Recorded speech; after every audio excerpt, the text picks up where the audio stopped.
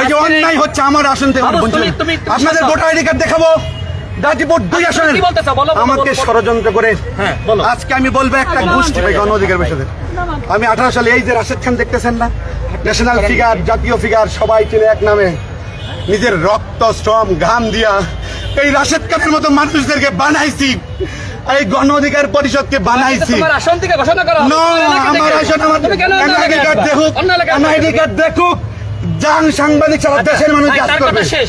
আমি তার বলি কথা শেষ এবার, please। এই রাশেদ খান সামনে আমার ভাই সে আমাকে এই যদি হয় ভাই ভালোবাসার বৈষম্যের বাবু, শিকার তোমাকে তোমার আসন আমি- থেকে ঘোষণা করা হবে। আমার আসন তুমি থেকে যদি আপনারা মিডিয়ার সামনে ধরনের কোন statement করো, স্বার্থে? তুমি একটা ঢাকা বিশ্ববিদ্যালয়ের ছাত্র, তুমি তো নিজেকে মিডিয়ার সামনে পাগল হিসেবে তুলে ধরছো, ভাই, ভাই। 6 বছর আমি পাগল হিসেবে তুলে ধরছো। 6 বছর আমি কারণ ত্যাগ এরকম করছি। কেউ করে? আমি ভাই কি জেল এরকম কাটি কি নাই করে? 11টা মামলা ও সেই অসুস্থ আছে, আমাদেরকে 11টা মামলা কেন মাহমুদের এগেইনস্টে হবে 11টা মামলা কি অন্য মানে তাদের বিরুদ্ধে হতো না? তাদের শেষ হচ্ছে না?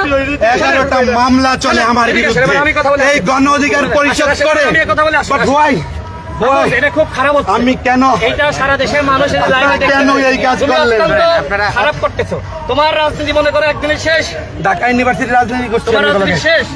এটা তুমি আন্দোলন একটু করলাম। silent, একটু silent। সংগ্রাম করলাম আপনি আপনার মন গড়া কথা বলে শহীদুলের আসলে তো ঘোষণা করা হয়নি, সে কি পাগলামি করতেছে? শহীদুল ভালো পাগলামি করতেছে। মাহফুজ আসলে দুইজন কেন্দ্রীয় নেতা, আরে কি করবে? দুইজনের আমি কোন পদ ছিল? আচ্ছা, মামলা শোনেন, করবেন। বাবু, 11টা মামলা আচ্ছা, এই রাজনৈতিক দল আপনারা কইরা আসেন, আমি কথা বলে দিই, আসেন, আসেন। আমার